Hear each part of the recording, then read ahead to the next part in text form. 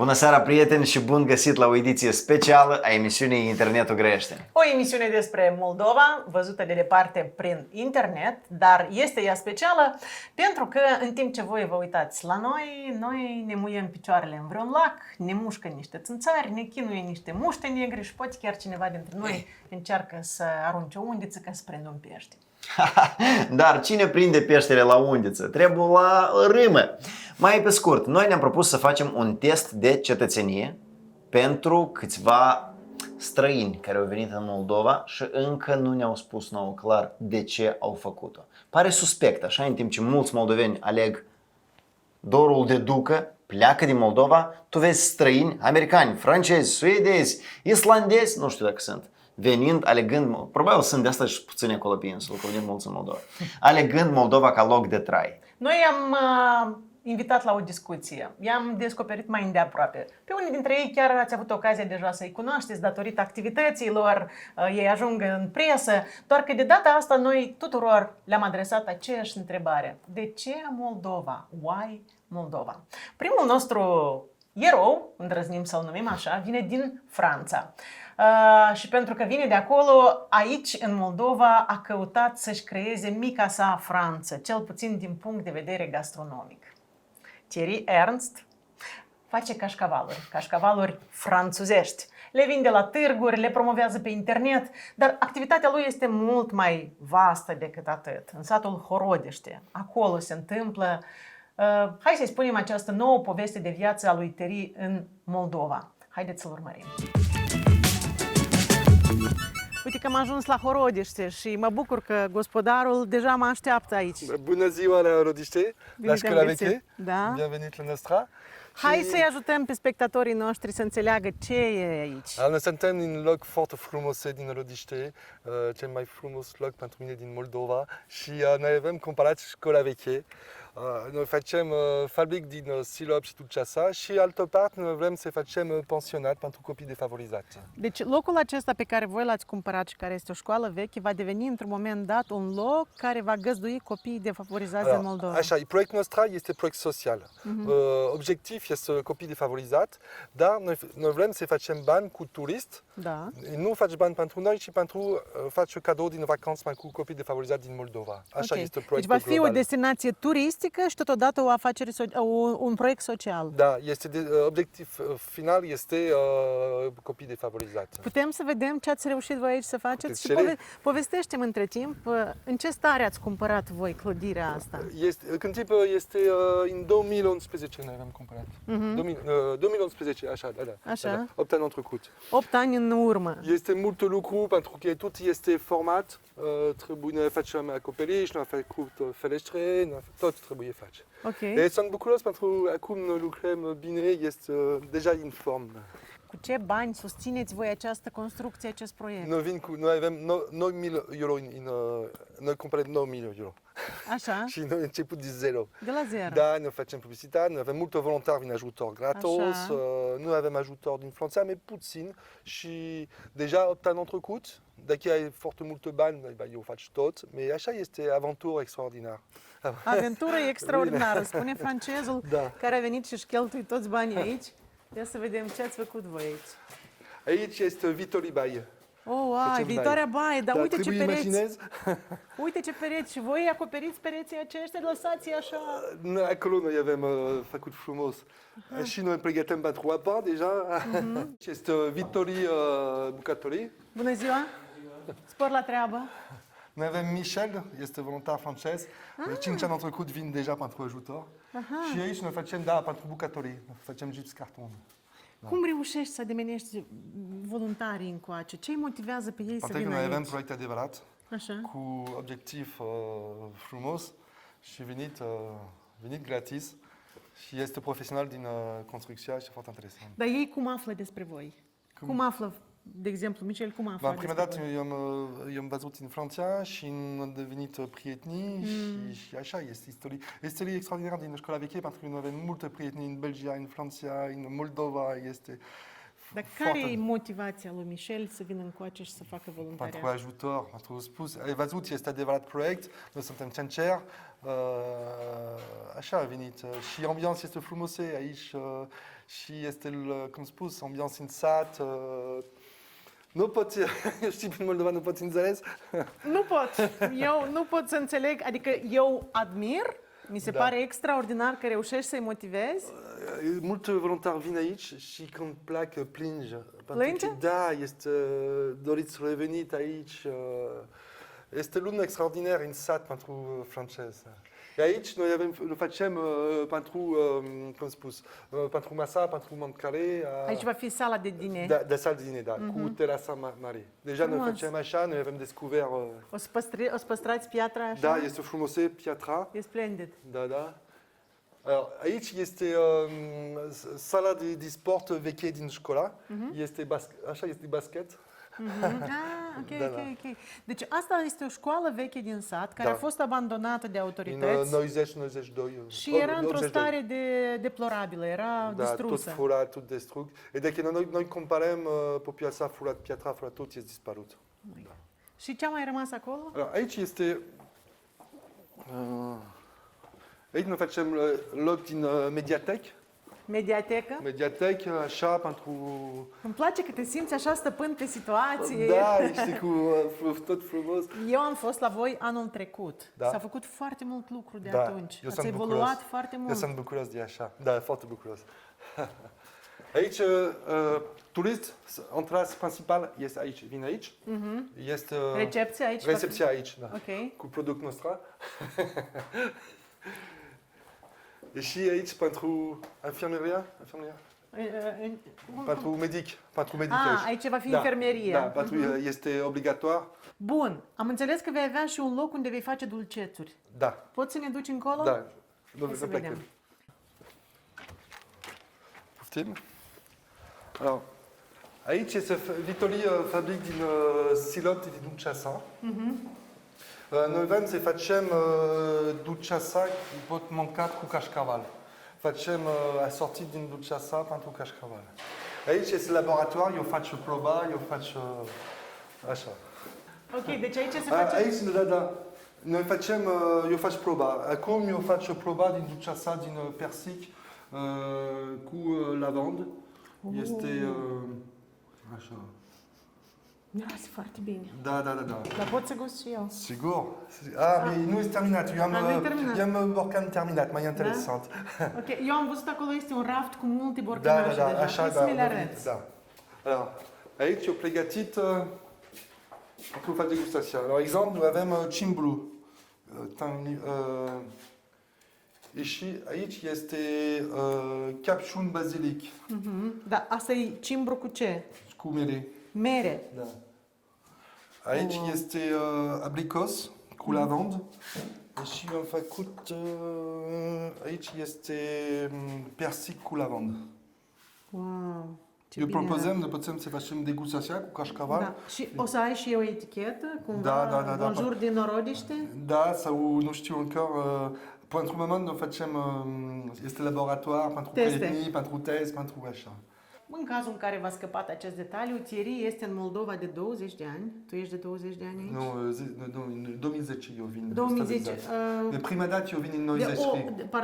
Prima dată eu vin în 93. 93, da, deci n-am da, greșit aici. Da. Dar ce a reușit el să facă, în afară de faptul că s-a îndrăgostit de acest loc frumos și a hotărât să se mute aici, a mai convins alți 3 francezi să facă la fel. Fred, ajutorul său de la fromagerie, care s-a mutat aici și a cumpărat o casă în sat, și Filip, care este un cioban din Perinei și care a venit să ne pască caprele ca să facă lapte și cașcaval. Dar nu să încercăm pe casa așa de tare. Da.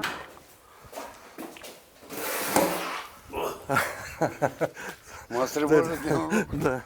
Câte văcuți aveți? Câte animale aveți? Una, da? Și reușiți din ea să hrăniți și toată familia și să mai aduceți aici? Da, cum? Dar cașcavalurile lui Thierry le-ați gustat? Da. Cum sunt? Bunișoare, vă plac? Chiar dacă Da, așa cum? să o leacă mai picante, mai ciudate. Acela trebuie să mai cumperi, să mai plătești, dacă să mai faci unul de atât. prima cașcaval ne facem aici. Și după, pentru autorizația așa, trebuie faci construcția nu este prea mic aici, da. Ok, dar cine este colegul tău? Poți să-l prezinți? Fred este venit 5 ani trecut pentru ajutor, pentru o săptămână, pentru este lemnar. Fred, fashion. Fred este lemnar și vine săptămâna pentru ajutor, pentru renovația, pentru schimbat ferestre. Aha. Și Fred este îndrăgostit din sat. S-a îndrăgostit de sat? Și revenit. Și cumpărat casa în sat. Oh my God, Fred, tu ai casă în sat? Da, am cumpărat casa. Eu sunt gospodar. Incredibil. Eu fac reparația casa. Ok, dar de ce te-ai îndrăgostit tu de satul ăsta? Ce ți-a plăcut? Viața e simplu și cu minte. Dar ce voi în Franța nu aveți viață simplă și cu minte? Nu este autentic ca așa. Nu este atât de autentic? Da. Wow. Da, este, de vesel, noi lucrăm împreună, deja un an trecut, nu? Aproximativ, da. V-ați emoționat de la cameră, da? Dar dumneavoastră de ce ați venit acum? Deci, certific producția care pleacă la comercializare. Da. Fac examinarea produsului finit prin probele de degustare, aspectul vizual și respectiv eliberez certificatul veterinar. Dumneavoastră sunteți omul care este responsabil de calitatea acestui cașcaval în final, da? Într-un fel, sunteți responsabil ca el să nu afecteze sănătatea oamenilor. Deci producătorul e primul responsabil, deoarece procesează tot procesul și poartă răspundere și împreună cu dumnealui, deoarece eu depun semnătura pe certificat. Dar cum credeți, ce îl motivează pe un Ce-l francez motivează? să stea aici în Moldova, într-un sat, cum se numește Horodiște, să suporte tot felul de situații, cum ar fi oamenii nu aduc laptele la timp sau nu-l aduc de calitate și în continuare de 20 de ani să rămână aici? Ce îl motivează? Probabil îl motivează dorința omului de a face ceva pentru oameni, pentru cineva. Că dacă să facem o analiză corectă, dumnealui nu urmește scopul ca să devină miliardar, urmește scopul ca niște oameni să aibă un realizat laptele și să aibă niște bani în rezultatul realizării laptelui și să aibă, chiar să fim sinceri, sunt niște locuri de muncă deschise care vrem noi sau nu vrem, este binevenit pentru niște locuitori din această comună. Lumea e foarte mulțumită că este la noi așa afacere și toți mă sună și mă întreabă, mă parcă se roagă. Ei așa mă mulțumesc, parcă eu colectez laptele, doar domnul Teri colectează, nu eu. Nici jele de fiecare și eu vreau ca fiecare să dea câte de lapte. Dar ce înseamnă banii ăștia pentru ei? Foarte mult înseamnă. Fiecare se stăruie. Azi chiar am grăit cu prietena mea dimineață, Lenuța, e în vârstă, are 62 de ani, tot are vacă, de ce să o vândă, dar fiindcă este Teri, eu zis că nu am să o vând, cum am spus, așa să-l cred. Deci chiar că săptămâna trecută n-am luat lapte, deci că eu am simțit lipsa, foarte mi-e greu. Noi nu avem cu și achita facturile, ea că e sfârșitul lunii. Fiecare om grămădește bani, poate să achite când se duci cu rândul cu vașele, trebuie oamenii plătiți de cumpăra mâncare, la fiecare e greu.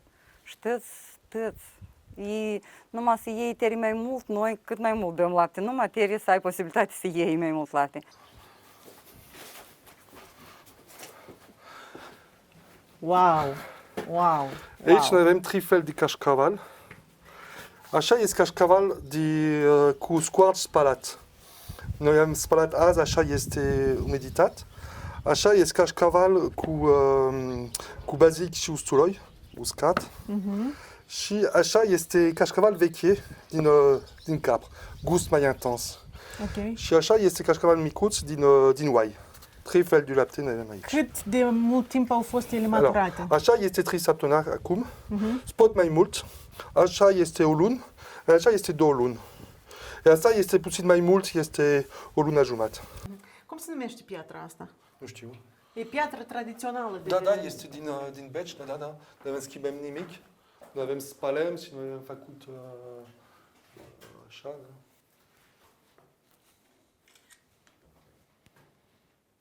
Așa este cașcaval din bazilic usturoi.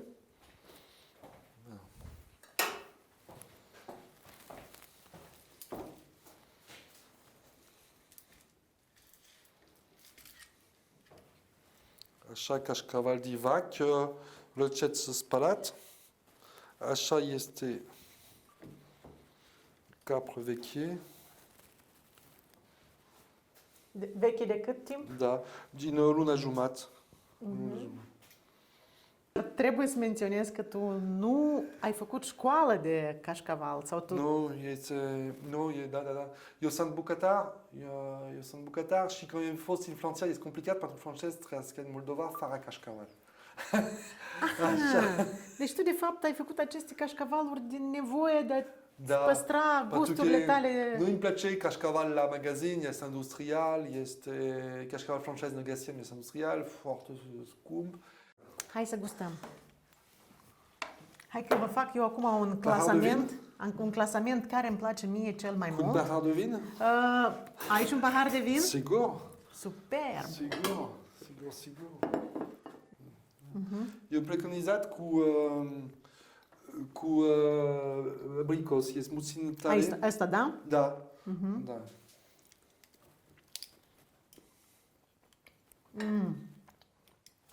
Înțeleg de ce. Este un cașcaval foarte intens. Da, foarte intens de guai. Și asta reduce din intensitate. Da, este interesant. Îl face mai plăcut pentru papile. Alors, este vinul nostru, noi avem vin în Lodiște și noi facem aproximativ 300 sticla fiecare an. Pentru Moldova? Sigur. Pentru Moldova? Pentru Moldova. Și pentru visele tale împlinite aici? Da. Da? În pofida la toate. Da. Pentru visele tale. Da. Tu ești în Moldova venit cumva accidental, ai avut nevoie de serviciile unei traducătoare, ai cunoscut-o pe Tatiana, între voi s-a înfiripat o relație, la un moment dat tu ai lăsat Franța, adică ai renunțat la Franța și te-ai mutat aici în Moldova. Asta a fost ceva timp în urmă, acum au trecut niște ani. Eu sunt sigură că dacă tu rămâi aici, înseamnă că tu te simți motivat să rămâi aici. Și totodată știu că foarte mulți moldoveni pleacă.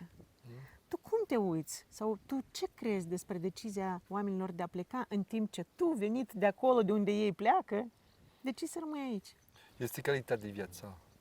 Pentru mine, eu am o calitate de viață extraordinară în Moldova. Eu știu, sărachii este complicat tot, dar nu este ușor în Europa, nu este ușor, în Franța nu este ușor, este sărachii tot în Franța. În Moldova este, pentru mine, este extraordinar, pentru francezi tot, eu nu sunt sigur gândește așa. Este calitate de viață extraordinar, în sat este viața, nu există în Franța, noi mâncăm tot natural, din casă, așa și... Este complicat în Franța. Eu am întrebat așa în Franța, ce îmi place în Moldova? Este complicat spus așa. Nu este o țară extraordinar, cu mare, cu munte, așa. Dar altceva, este suflet, este ambianță, este altceva. Eu spus, veniți în Moldova, tu înțeles, vin la mine în sat. Când veniți în Moldova, înțeles. Tu spui francezilor, veniți la mine în sat? Mult. Tu deja te asociezi cu la mine în sat? Tu spui despre Horodiște ca la mine în sat? Da, eu fac publicitate, sigur. Mult francezi veniți aici și descoperi așa. Dacă ar fi să vorbești despre moldoveni, zi-mi 3 lucruri bune pe care le au moldovenii. Care sunt 3 caracteristici, 3 calități bune ale moldovenilor? Deja îmi place, în Moldova îmi place mult lucrez cu femei. Femei, da. Așa? Adevărat caracter. Eu știu, eu trăiesc deja de 20 ani în trecut cu moldovani. Așa îmi place. În sat eu lucrez numai cu, tu ai văzut, lucrez cu femei. Pentru că femei este mai drept, mai scuzat pentru bărbat, dar în sat așa este adevărat. Așa îmi place, pentru că ce îmi place în Moldova? Este pentru cum spus, accueillant, nu știu, ospitalitate, da. Așa îmi place mult, sigur, așa îmi place, ospitalitate, ce îmi place? Mâncarea moldovenească, îți place? Da, sigur. Da? Sigur. Chiar dacă ești francez și ești foarte mândru? Este gastronomia extraordinară în Moldova. Misticat cu gastronomia din Rusia, din Balcanii. Deci diversă. Da, misticat este... Tot munca voastră, iată, tu faci și cașcavaluri și dulceață, ea, o dată pe săptămână, merge la un târg. Cum te simți tu la acest târg? Ce emoții trăiești tu Așa acolo? îmi place mult expoziția, așa este, pentru că eu pot vorbesc, eu pot face descoperire produs nou, face degustat. Îmi place mult expoziția. Noi avem produs foarte complicat pentru comercializat. Da. Este cașcaval cu gust specific. La magazin nu funcționează. Funcționează când nu suntem. Eu vin cu accent meu, este original, așa, și deja cu populația nu cunoaște cașcaval noastră, nu înțeles ce faci francez în Moldova, faci cașcaval, așa, vorbesc puțin limba română, așa. Așa e foarte interesant și... Ne urmăresc mulți moldoveni din străinătate, din diaspora acum. Probabil că ei s-ar bucura să audă de la tine de ce ar trebui ei să revină acasă, dacă ei visează să facă Noi asta. avem nevoie din populația tiner cu antreprenori, așa, este mult posibilitate și pentru calitate de viață, așa, calitate de viață. În London este coșmar, Paris este coșmar, Chișinău este sat mare, este oraș extraordinar, Chișinău. Da. Asta n-am spus eu, asta a spus Thierry. Est-ce qu'il y a de bonnes choses qui se sont passées pendant les 3 derniers mois? Oui, alors les côtés positifs dans cette pandémie, c'est qu'on a été obligé de trouver des solutions. Donc nous sommes partis vers la livraison à domicile. Nous avons développé la livraison à domicile qui aujourd'hui fonctionne bien et que l'on veut continuer après la pandémie. Donc on est même en train de mettre un système de paiement en ligne de façon à ce que la diaspora puisse acheter du fromage et l'offrir aux gens qui sont en Moldavie. Donc on a des demandes pour ça. Donc là, on a commencé à travailler avec Oreille aussi, on veut travailler avec Baltz. Donc voilà, ça nous a obligés à nous bouger, à trouver des solutions, à nous réinventer comme on dit. Et bon, on va être optimiste. Donc, et puis nous avons fait un choix, on change de politique, on va baisser nos prix en espérant que les amis moldaves vont nous suivre et on veut augmenter les quantités de fromage vendu.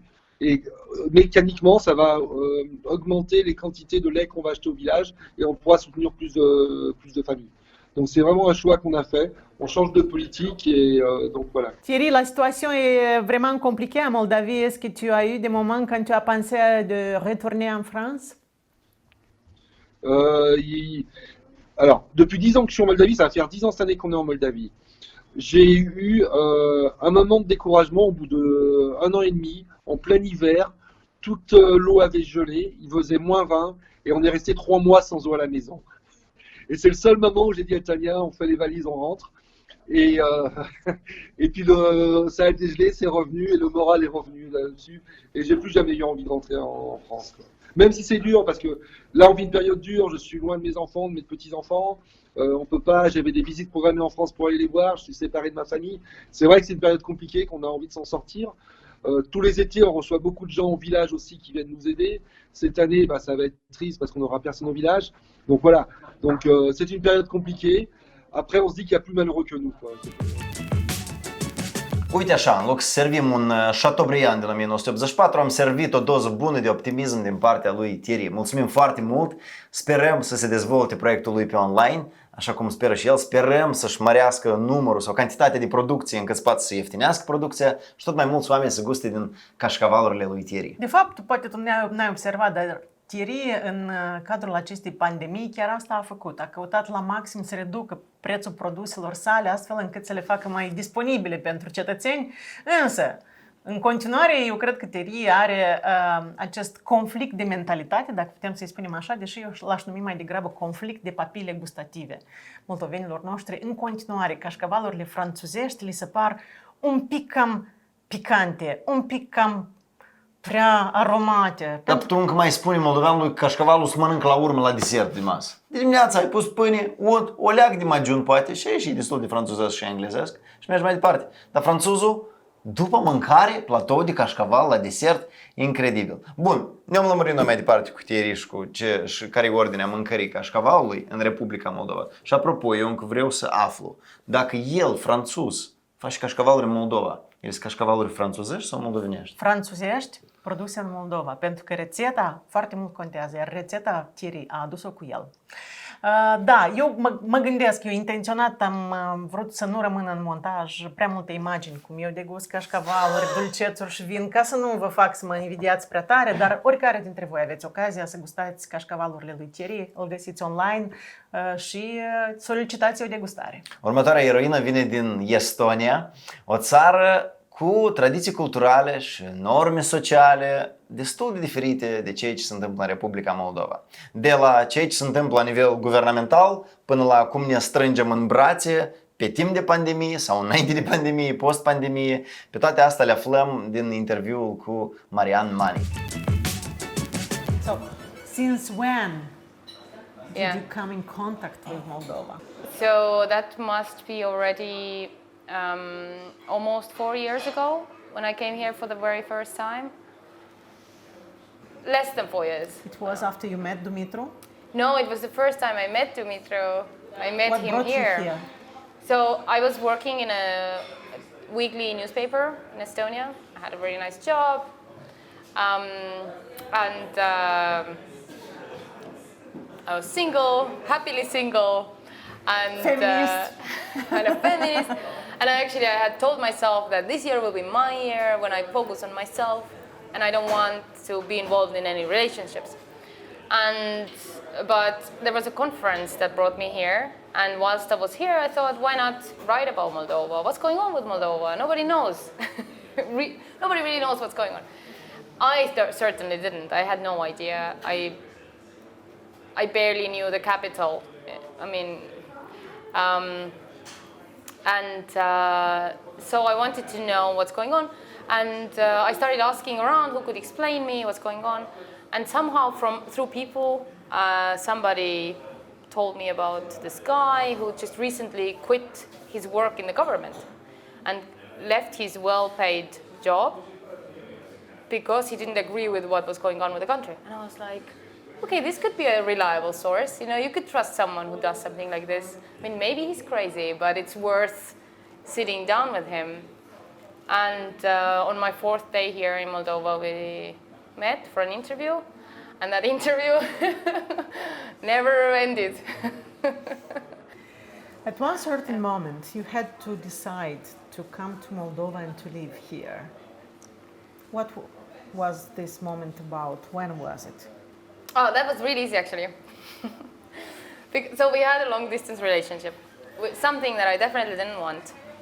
And that's the reason I didn't really want to get into it, because long distance relationship, there's not even direct flights to Moldova. Like, what are we doing? When am I going to see you? When am I going to see you?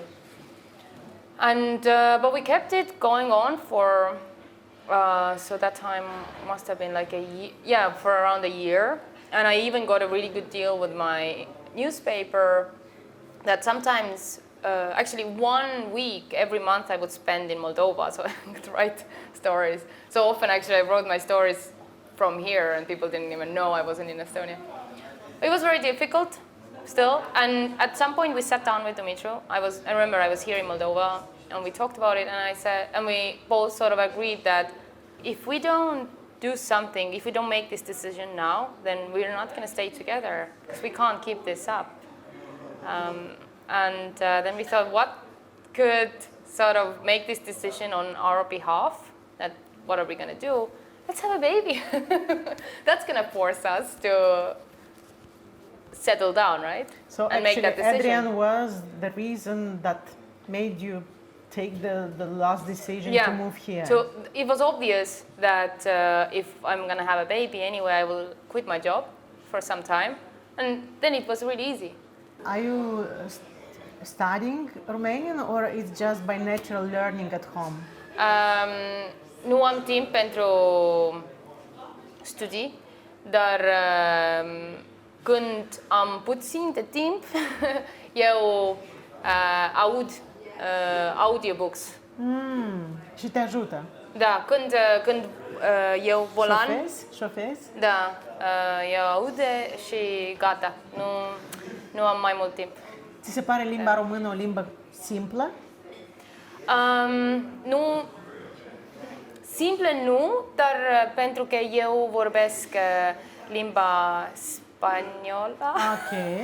Ți se dă mai ușor. Da, puțin mai ușor. Have you noticed any cultural differences in terms of house traditions? I don't know, let it be housekeeping or leaving your shoes at the entrance or many other stuff that happen around in a household between Estonian upbringing and Moldovan upbringing. I've noticed similarities too. Okay. It's like We're interested in differences. Yeah. Okay, sure. Differences in household. Well, I don't know if this is like how common this is. Maybe it's just difference of the family where I grew up and the families that I see here. But Estonians are definitely not that obsessed with being absolutely clean. That everything has to like shine all the time. Okay. You know, and So me and my wife, we could consider ourselves Estonians. Thank you. Thank you. Now we have a safe place to be. Okay. yes, definitely. Yeah, you're very welcome. Well, of course, cooking is very different. How Moldovans different? love to add a lot of sunflower oil to things. Okay. So often Moldovan homes are like completely clean and smell of sunflower oil. Like that's how. You don't seem to enjoy that smell, right? Or... No, I have nothing against it. It's natural, you know. It's not like it's benzene, you know. What's the most used oil in Estonia? We use olive oil more, which Okay. doesn't make sense because it's a northern country. What else? It has a high cooking point. Oh, you know? the carpets. Oh my the god, carpets. the carpets. The carpets. You know what was the first The thing carpets on the floor or the carpets on, Oh, on the everywhere. walls? Or on the tables and Yeah. cupboards. And the first thing when I moved here 1.5 years ago, guess what I did? The very first thing. You bought a carpet. No. This flat was covered in carpets. Okay. First thing I did, I walked in and rolled up all the carpets out. Why? Why would you want to get rid of And it was carpets? like winter, and it was people were freaking out that my son will like freeze to death. Mm-hmm. But he didn't. He's here. Well, Estonia is a country that seems to live without carpets, right? Or not so many. Well, not so many that specific carpets. Yeah. What about the courage? What about the fear?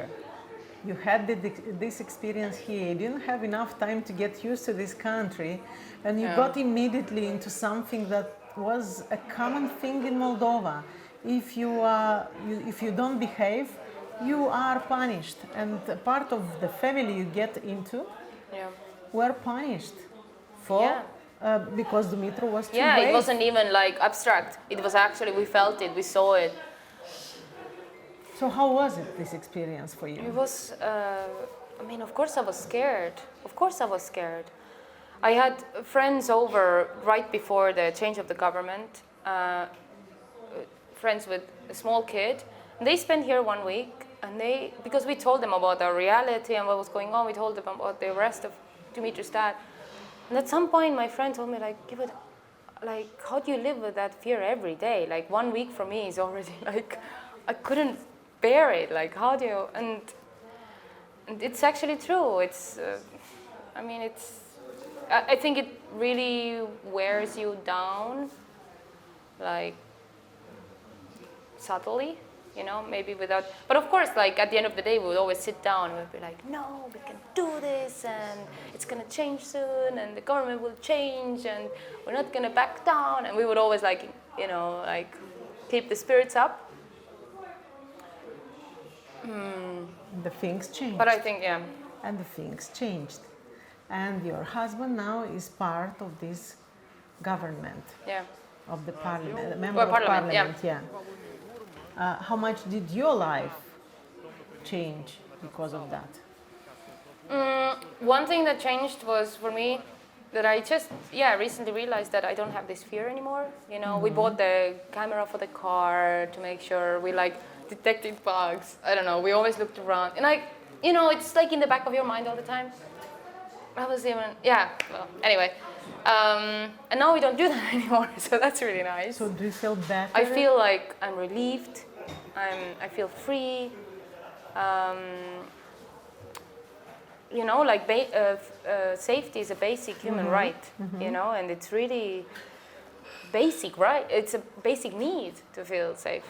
And even if you don't think about it this way, it wears you down. And so yeah, we don't have that. That's different. Definitely a big difference. Hey, honey. Oh. Dumitru, ce zic colegii tăi despre faptul că vii din când în când cu nevasta la birou? Da, e pe mine mă ajută, adică nimeni niciodată nu a făcut, nu a avut nicio obiecție. Nimic, adică noi suntem o echipă. Cu ce te ajută nevasta ta?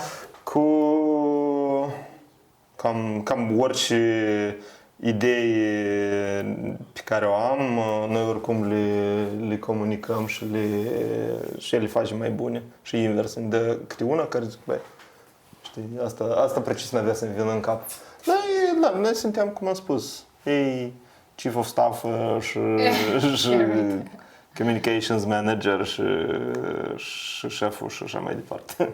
So how is your family budget affected by the fact that your husband now is a member of parliament? Yeah, it definitely is. I would be lying if I would say that we're not worried or we're not talking about it. Of course we do. We had some savings. We still have some savings. But I'm also working, you know, and I always, because one topic that's very important to me is equality. And I always tell him, like, you know, I'm expecting that you are equal partner when we raise a kid, but that goes both ways. It also means that we're equal partners in finance, you know, because I feel like I sometimes think like he thinks that he has more pressure on bringing money, but it doesn't make sense to me because I think we're absolutely equal partners. And so it's not on him. Like, why does it have to be on him, you know? So it's also my responsibility to earn more, to be able to sustain this. Now, if you take a look at Moldova from outside, what do you think is working here and what makes the things to not work?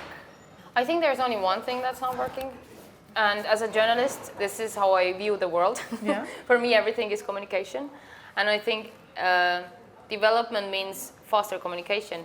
So you need to sort of make everything more faster. But communication is also, you know, going from one place to another, or submitting something, or every little act you do is sort of, you know, going from point A to point B is like a communication, you know? Yeah. And the only problem that I see here is that the communication is made unnecessarily long. Meaning whatever you want to sort of accomplish or do, every step takes unnecessarily long time. And these procedures can just be speed up. And this is going to sound like a cliche, but as an Estonian, I think e-systems would totally eliminate a majority of the issues, because you have everything else, and you have a lot of people who are fighting for the very right things. Like, you know, you have amazing group of environmentalists, you know, but it has to lead somewhere, right? You have to have some actual impact, not just talk about it, you know? Yeah. You have to have the power to Change the things. move forward, you know? It needs to be faster, that's all. It just needs to be faster. You got here, you moved to Moldova. What do you think about Moldovans leaving Moldova? When we spent a month in the US, when Dimitri was doing his political campaign for the member of parliament, for the parliament. So we spent there one month, and we spent time in Moldovans' homes, because everything was crowdfunded, meaning people just opened homes for us because, you know, Moldovans. And so I saw a lot of like different segments of Moldovan expats. I would see families who live with Moldovan grandmother, parents and children, or youngsters who just arrived. You know, they're not planning to return, you know. And they're like, maybe even more so, they were surprised that I moved here. And they would always ask me like, how is it? How is it? are you okay there? Are you okay here? I'm okay here. Is Moldova for you a comfortable country to live? Comfortable? Yes. I definitely wouldn't use that word. Definitely not.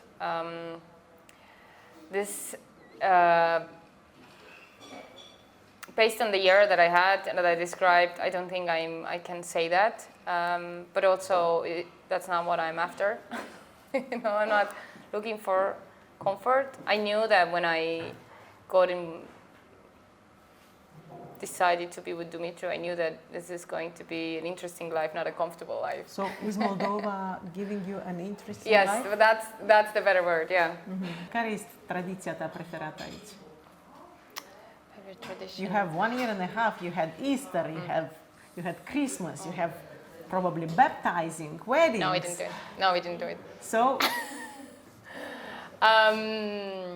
my favorite tradition is the fact that grandmothers are always available for babysitting. yeah, tell your These are really grandmother nice. that. Tell your grandmother that. Yes, my mom, I mean. Yeah. Oh, yeah. She's sort of, like a young, friend type more than a mother type. And I sometimes tell her, like... That's your mother. Yeah, my mom. So it's a completely different relationship. Like, it's a moon and a sun. And she's here helping you? No. Okay. Seriously. that would never, no. Estonian grandma would never leave her job to... Yeah. What? To come here, no. So no, but she comes here often. Dumitru's mother is open to help you? Yeah, always. And sometimes I mention that to my mom, my mother-in-law is always there, and she's like, whenever you come, I'm here. I'm like, okay. So, yeah. Hello, Marian. Nice to see you again. What are the news in your life? Hello, guys. Lots has changed. Everything has changed. I cut my own hair for the first time in my life. We moved to a new place, and we took a loan. We work hard, and what else? Expanding family. Yeah. Well, obviously the isolation that we're in right now is new. Well, congratulations for all the good news, and let's talk a little bit about the pandemic, how much it affected your activity, your family life. It's been amazing. It's been, I'm very grateful because it's given me everything that I was lacking before, to be honest. And I really understand that I'm super lucky. I know that most people had a hard time. So in the beginning when I moved to Moldova, I was quite sort of isolated from everything. And now suddenly I could share everything with Dumitru, my husband. We were sharing household duties. We were together with, we were sharing baby duties, and also we would work half a day and then swap, and then the other one would work the other half of the day. Well, we still do that. What about the way our government deals with this pandemic? What's your opinion about that? I have a good place of comparison really, because I've been following really closely what's going on in Estonia. And in Estonia, the quarantine or the isolation started 2 weeks after Moldova, and right now it's over. Everything went back to normal. And why should we? Marian, how do you explain this? How do you explain this difference between what happened in Estonia and in Moldova? Well, I think, it is a bit different culturally, and I think Estonia got a bit of an advantage because we keep social distance anyway. People were saying like, oh bugger, now we have to be 2 meters from each other. Can we go back to 5? You know, like we don't greet each other by kissing. We don't hug each other that much. We stay home anyway. We work online a lot, you know, so it's, you know, in Moldova, forget it, like that would not happen, right? Because everybody sticks together. And even if you tell Moldovans you have to stay apart, they will still go and see their grandparents. They will still bring their grandkids to grandparents. Like, that's out of the question. That, you know, when I was speaking to my family and they were asking how are you coping with the isolation, I would be like, no, we're totally strict, except that we do see grandparents. And they're like, what do you mean? Like, you can't do that. That's not, yeah, well, that's just how it is. That's how, like, there is no way that Moldovans will not see their grandparents, you know, like, just won't happen. Cu o lecție importantă rămânem și de data asta mulțumesc, Marian. Am înțeles că poți să fii apropiat sau poți să fii aproape față de cei dragi, nu numai decât fiind aproape geografic și fizic. Poate ne aude un domn Dodon și înțelege că poate să strângă mâna veteranului pe timp de pandemie și de departe, nu numai decât de aproape, mai ales că veteranul e în grupa de risc. Ei, dar nu știu dacă să audă și să ajungă la Dodon acest mesaj. Tu ai învățat vreo lecție, Nata? Eu chiar am învățat mai multe. De exemplu, am aflat și mi-am dat seama că nu e neapărat să ne îmbrăcăm casele în covoare pe care trebuie după aia să le îngrijim, să le aspirăm. Greșit. Cât de simplu este să lăsăm podeaua goală. Uite, tu ai pereții goi, fără covor. Eu vreau să mă dau cu capul de pereți. Mă dau cu capul de pereți, doare capul. Dacă e covor, o leacă mai moale. Gândește. Înseamnă că la estonieni ei se dau cu capul, nu de pereți. Sau nu se dau cu capul. Sau nu se dau cu capul. Dar o altă lecție care mi se pare deosebit de prețioasă și de memorat este cât de important pentru o bună parte din femeile de astăzi este să fie pe picior egal cu bărbații.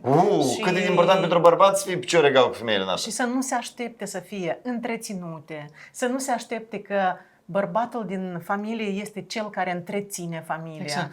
Acel care aduce cei mai mari bani din casă. Ai văzut și tu, Marian este foarte conștientă de faptul că odată ce Dumitru a devenit deputat, iar veniturile familiei s-au redus, ea mai mult ca oricând este conștientă că este necesar ambii să se asigure că familia are ce mânca, nu să stea ea și să aștepte frumos că soțul să-i împlinească poftele și visele. Da, dar gustul amar și exemplu amar pentru cei care au votat, de exemplu, Partidul Acțiune și Solidaritate, pentru cei care l-au votat pe Dumitru Alaiba, e că tu ai un deputat care îți spune că el de când e deputat face mai puțini bani. E de neconceput. El fiind un prieten bun de-al nostru personal și încă înainte de deputăție, noi să îndrăznim, să-l convingem pe Dumitru totuși să aleagă și anumite scheme în viață, că se poate totuși de trăit. Eu am văzut deputați care au făcut zero activitate în 4 ani de mandat și au jipalani și mașelani și casalani. Dumitru, Marian, auziți mesajul nostru. E, da, cred că ceea ce ați văzut voi în aceste imagini nu putea să vă lase indiferent. Să vii tu, deputat, cu soția la serviciu, să te sfătui cu soția cum e mai bine să procedezi. Pentru mine personal acest cuplu chiar este un cuplu despre care trebuie de discutat ca despre un model minunat de evoluție a familiei moldovenești. Dar noi cu tine cum facem? Tot ne sfătuim. Da. Săptămânal aproape. Da, numai că tu nu ești deputat. Da. Și nici eu. Dar ești soție. Și tu. Tu ești aici ca soție. Dar eu sunt aici ca soțiu. Nata, cu cine am mai reușit să discutăm în 2019 și crezi că mai putem arunca o privire asupra acestei discuții și spunem avem și învățat. Da, următoarea noastră eroină ne-a impresionat prin multe chestii. Una dintre care este cât de bună este în domeniul agriculturii. Provenind dintr-o familie de agricultori din Texas, Kelsey a venit în Moldova ca și voluntar. Wow. Numai că inima i-a fost furată de un breaz basarabean și a convins-o să rămână aici. A întemeiat o familie, iar rămânând în continuare în domeniul agriculturii, oferind consultanță agricultorilor care îi solicită serviciile, dar să vedeți voi cât de frumos vorbește Kelsey românește. Why Moldova? Why Moldova? Why did you choose Moldova? Well, and I'll give you the answer that probably a lot of expats will also say, and they'll say, well, I didn't necessarily choose Moldova. Moldova chose me, but I'm happy that it did. It's actually a nice place when you compare with where you're from and now where you're at, and you analyze all of the pieces, despite some of the drawbacks. It's a nice place. It's a nice place to have small children. And it's a place that still has raw organic adventures, right? And you have to just weigh them, the good and the bad. Sometimes there's wonderful things, and it's all about finding a balance in life. So Tell me a little bit about your background, your my American background. Where I'm from. Where were you born? What did you graduate? So I'm from the Great American Southwest. I'm from a state called Oklahoma, and we're very close to Texas. So it's hot, it's dry, and you know, we today I'm kind of wearing what I wear when I go back home. You know, we wear jeans, we wear boots. It's a much different climate, and coming from Oklahoma, I have a background in agriculture. So my family has a ranch. We've been farming and ranching for 6 generations. Oh, wow. In the United States. So it's almost in your blood. It's absolutely in my blood, and I'm deeply rooted, and so which makes it very difficult to uproot and come and be transplanted in a new place. But Moldova has accepted my transplant here quite well. In the United States, professionally, I'm an agriculture economist. Okay. And so I still work in the United States daily, but just remotely. So 12 years ago, what brought you to Moldova? I came to Moldova in 2007 as a United States Peace Corps volunteer, and I was a Peace Corps volunteer in the area of agriculture and rural business development. 10 years ago, Moldova was much different than it is today. It was, you know, developed things. My parents just came from Oklahoma and visited me in Moldova, and they commented. They said, "We first visited Moldova in 2008, and everybody was wearing all black. Everybody's wearing black. And now today we walk around Chisinau, we walk around even the villages, and people are starting to wear more colorful things." And I think that's a testament to also how people see Moldova. I think people are more optimistic. 10, 12 years ago, it was a struggle to find things to be able to survive. And I think it's still a struggle to survive today, but I think that there are more opportunities that have been able to be developed. You came here as a volunteer, but something kept you here for a longer time. Yes, so as we joke around, so it was love that kept me here. My husband is Moldovan. Yeah. And we got married, but it wasn't an automatic decision to stay in Moldova. We went back to the United States. We were looking at business opportunities because my family comes from a ranching background. My father's an entrepreneur. Entrepreneurism runs in my family, and we thought, well, you know, we can look at America, but we had actually reorganized a post-Soviet kolkhoz in Moldova, and we had a couple of 100 hectares that we were farming. So we made a decision to come back to Moldova and really reinvest and rebuild all of that here. In the United States today, it's hard to get established as a first-time farmer. So if you already have some land that you're farming in Moldova, we thought, well, you know, let's reinvest in Moldova. Let's continue to invest in Moldova and see how agriculture can do, because 12 years ago, agriculture was not popular. Today, it's becoming more and more popular. It's no easier, right? It's much harder in Moldova to get established, to start working in agriculture, because you have to build all of your infrastructure. You're working where the government has kind of ignored you, you know. They're making you pay taxes, but they're ignoring you as far as it comes to infrastructure, support, lobbying, legislation, export support. So we decided to stay, and we've been building that business for 12 years, 10 years. Oh, these are nice. Cât e persic? De unde le aduceți? De la Ștefan Vodă. La Ștefan Vodă. Olănești. Ia că uite. Capitalul fructelor. Ia zi, nu suntem noi bogați chelții? Eu sunt din Caușeni. Ștefan Vodă? Da, eu din Căușa. Da? Da, din Cârnațe. Ah, în Săiți. Ia uite, da, Moldova mică. Da, frumos. Spune-mi despre limba română. Cred că a fost important pentru tine să înveți limba ca să începi să interacționezi cu oamenii aici. Sigur că fără limbă este foarte greu să trăiesc în Moldova și am învățat în parcurs de aceste 12 ani cum să vorbesc, nu știu dacă vorbesc eu română curată sau dacă vorbesc limba moldovenească. Ai făcut cursuri sau se datorează căsniciei tale unde a trebuit să înveți română? Și așa. Ai făcut cursuri? Organizația Corpul Pacii organizează 6 săptămâni de lecțiile de limbă română. Da. Ai învățat română curată, pe urmă te duci în orașul unde tu o să trăiești permanent pe parcurs de 2 ani și acolo oamenii nu vor... Cum? Să spun că mai mulți oameni vorbesc moldovenească, așa, amestecat cu cuvintele rusească și atunci ajung în moment în care tu spun, eu am învățat 6 săptămâni limba română și acum eu nu pot să înțeleg ce vorbesc cu oamenii. Și tu, în parcurs de 2 ani, tu începi a comunica, folosind orice cuvintele care este necesar să comunică cu persoanele.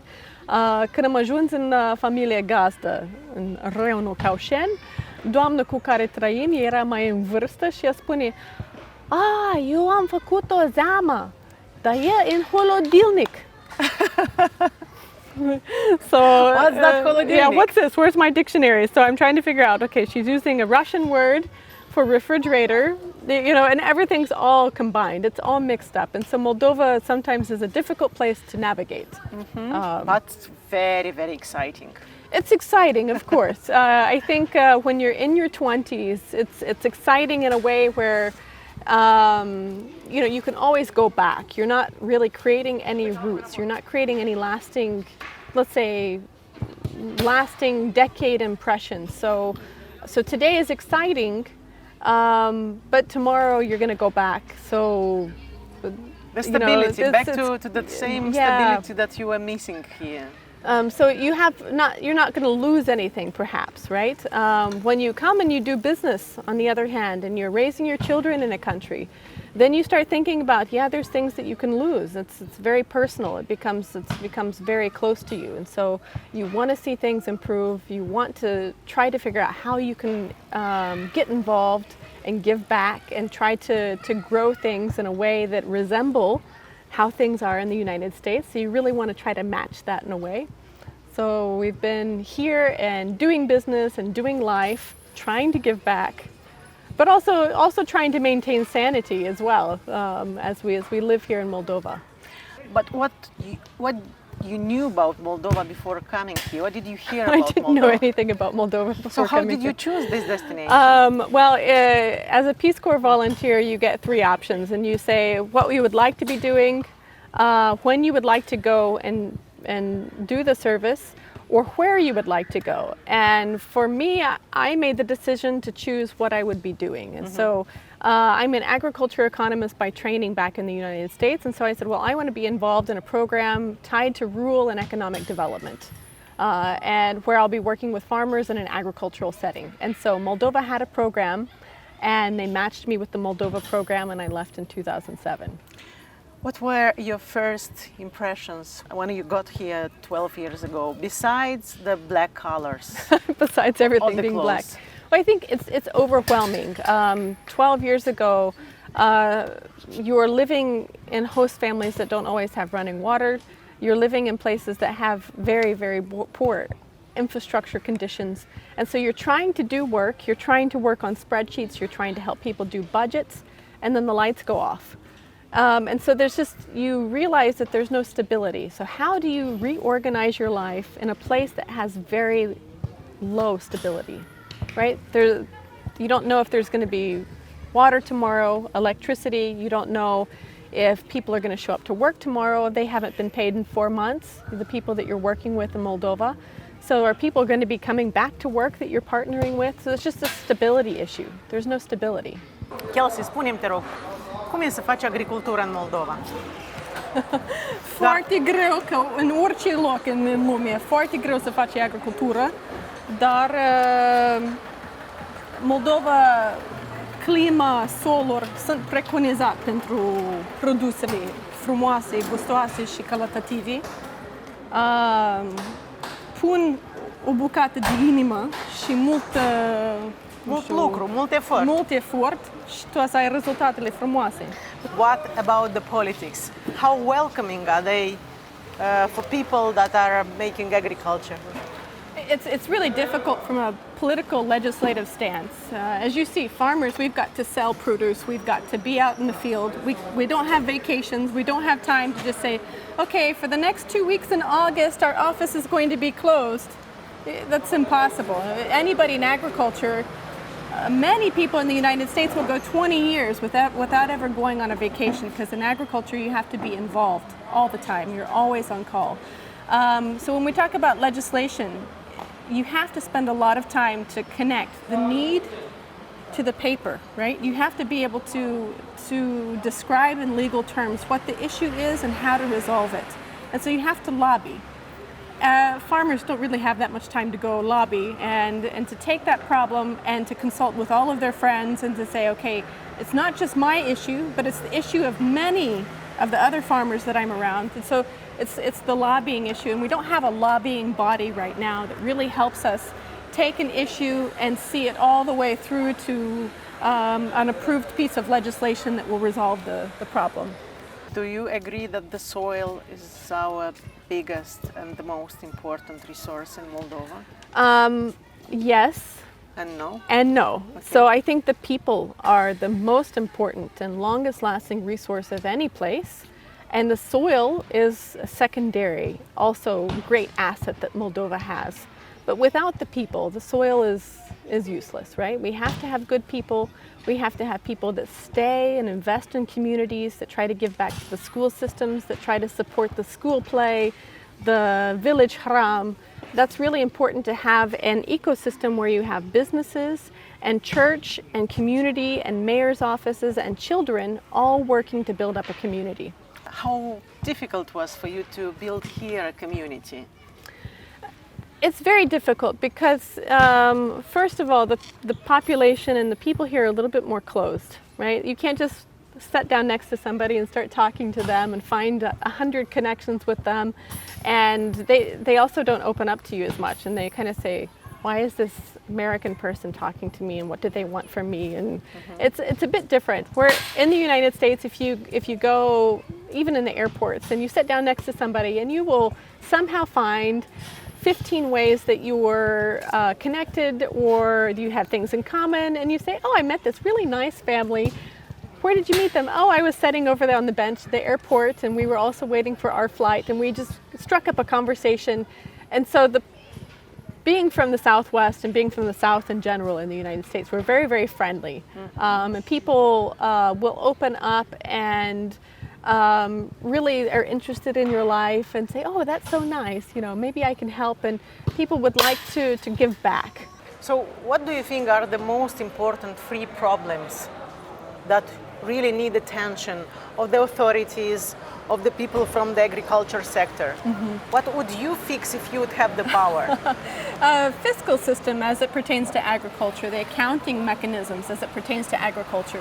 Simplify it. Make it easy so that farmers don't have to go to bed at night exhausted from being in the field and worry about, are they being compliant with a system that's very arbitrary and it's too complex to really understand. In the United States, most of our family farms can also do their own accounting. In Moldova, this is not possible. You can be a small family farm and you have to hire an accountant from the city to come in and keep your books for you, to file your reports for you. So this is really, it's a burden, this is why a lot of farmers are, they sell at open markets rather than trying to get a contract with a grocery store chain, because they don't have the proper documents to take it to the next step, to really develop and realize their potential. So, Kelsey, you are living in Moldova for the last 12 years. I would like to visit Moldova. What would you suggest me? So if you want to do touristy things, then of course you can go to Orhevec, you can go to the wineries. There's many new wineries around that have tourist facilities, and as very important for foreigners, clean bathrooms, right? You have to have clean bathroom facilities in order to attract foreigners who are going to pay in foreign currency. If you don't have a good restroom facility, then they won't come. Other things to do in Moldova, the parks are nice. There are, the local art market is something that my friends and family always appreciate going to in the center of town. There are nice things to see when you just go out to the villages and try to go to a Sunday village market. It's nostalgic, it's charming, and you can buy fresh fruit and produce. It's something you don't see anywhere else. Even the things are changing. People still leave the country, and you stay here. When you see these people leaving Moldova, what are your thoughts about that? You chose to stay here, even you have everything you want there in the United States. You are here while people choose United States to live. Well, and everybody has a different scenario. So of course I do have the option to go back to the United States anytime I choose. And so maybe knowing that I have an exit strategy makes me more determined to stay here. Not everybody has that. Yeah, my children will go to university probably in the United States. And so some people are looking for different things in life. I would say that it would be a great blessing to be able to be closer to my family. So in that context, I see people leaving the country and they don't get to come back and see their family very often, and that's very difficult. So I feel disappointed that people are in scenarios where they feel like they're forced to leave their own country. And at the end, why Moldova? and again, Moldova chose me, and so I'm happy that that I was chosen by Moldova, and Moldova's small enough that I feel like you can make a bigger impact here. If you're in huge Ukraine or if you're in huge Romania, maybe you blend in a lot more, but in Moldova maybe smaller efforts and banding together with your community of people, you can also insist on institutional change and make a bigger difference. Thank you. Let's have a watermelon. Let's have a watermelon. Hai. All right. Îl tai? With an American knife, yeah. Tu știi că asta e harbuzoaică. Do I cut it the Moldovan style? Yeah. What's the American style? Well, we just cut into it, but in the Moldova, if you don't cut it like this first, right? Yeah, you get okay. Și tu știi că este o diferență dintre harbuz și harbuzoaică. Este el și ea. Este el și ea, da? Da. Da. Și iată, nouă astăzi ne-a fost servită o harbuzoaică. Eu sper că noi l-am ales bine. Nu, mai taie. Nu, mai taie. Aha. There we go. So here's his hat. Her hat. Da, capul i-am tăiat. Will it crack open by itself? Yes. Da, înseamnă că el e bun dacă el crapă. Înseamnă că el e bun. Hello, Kelsey. I'd like to know, how are you going through all this pandemic? Hi, Nata. Yeah, it's well, we're taking it as well as we can, right? We, you roll with the punches, as we say in the U.S. And in Moldova, it's been, just like almost anywhere, nobody knows how to anticipate and what to do in an epidemic. And so we're all learning as we go. And in Moldova, I think we were all a little bit more scared because of the general lack of not good medical facilities, but lack of medical coverage, right? Because for the population and the demographics of the population, Moldova generally is underdeveloped in these areas. We have really good medical staff, but there's not so many of them to go around, and there's not enough equipment for everybody. So we were all concerned. But I think up until a couple of weeks ago, Moldova handled it pretty well. Except now we have the second spike, or the end of the first spike, which we never covered, and it's getting a bit scary. So, the government says that people are guilty because they don't follow the rules. The citizens are saying that the government is not doing good their job. What's your opinion about that? I think you can only do as much as you can do, and I don't want to be overtly critical of the government because I think they've done some really good things in a timely manner. I think that for business and addressing the needs of smaller businesses particularly, they've been non-existent in the conversation. So they really haven't come to the table in the conversation about how to support small businesses until very, very, very late in the game. As compared with the U.S., where the emergency support packages for small businesses and support measures were one of the very first things that happened in the U.S. So so in that aspect, yeah, they're a bit behind. In addition to the pandemic, we had also very bad weather conditions in Moldova that really affected the harvest. This is what we hear from the news. What's your opinion? You are an expert in the agriculture. What's the situation current situation in Moldovan agriculture?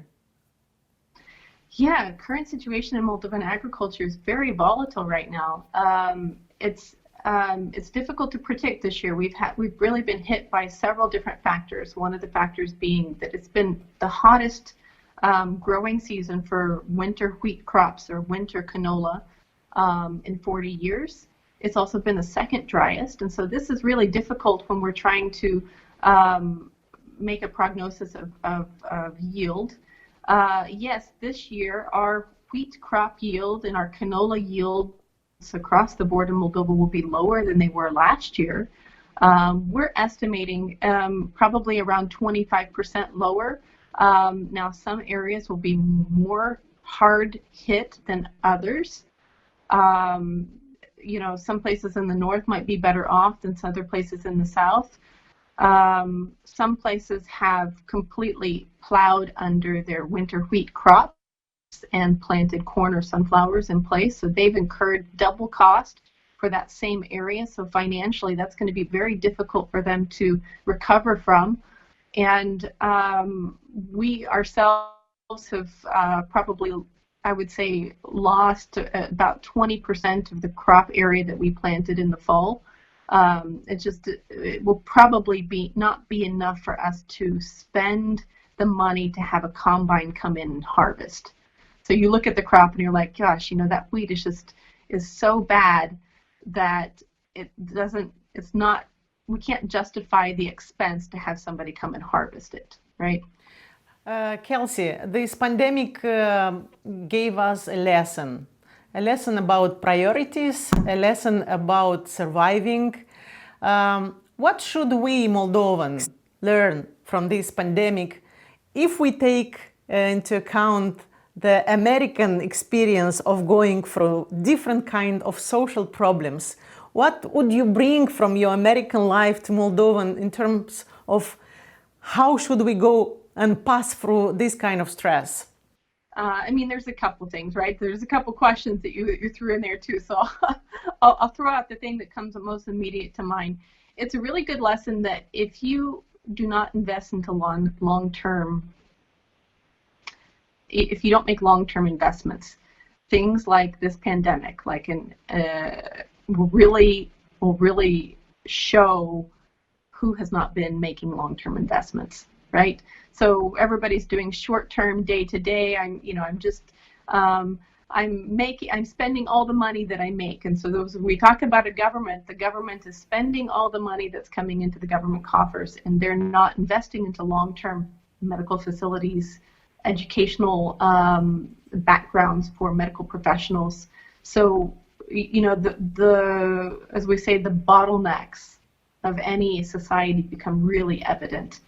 And in the United States, we have such a very shallow social net of social insurances and support for people who lose their jobs, that everybody's really on their own. So whatever cash they've been able to save up, that's all they have.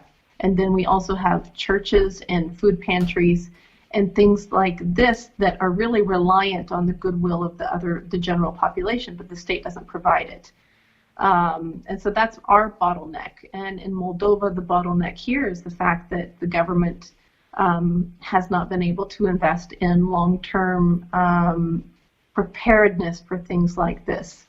Even though, you know, I think it was back in 2008, we did have the swine flu and the bird flu scares here. And so I think they had some of those, you know, medical apparatuses and medical equipment maybe collecting dust somewhere in a warehouse. Maybe people remembered some of that training, but it still cannot replace the fact that the government and the country as a whole was left underprepared because they have a very limited number of medical professionals that are trained and ready to jump into action. So, you know, as we say, certain things can really tell where you've been sweeping the dust under the rug and you haven't been taking care of it completely. And so when you haven't been taking care of business completely, crises like this start to show where there are cracks in the foundation. Kelsey, thank you very much. You're welcome. I'm glad to connect with you guys. We too.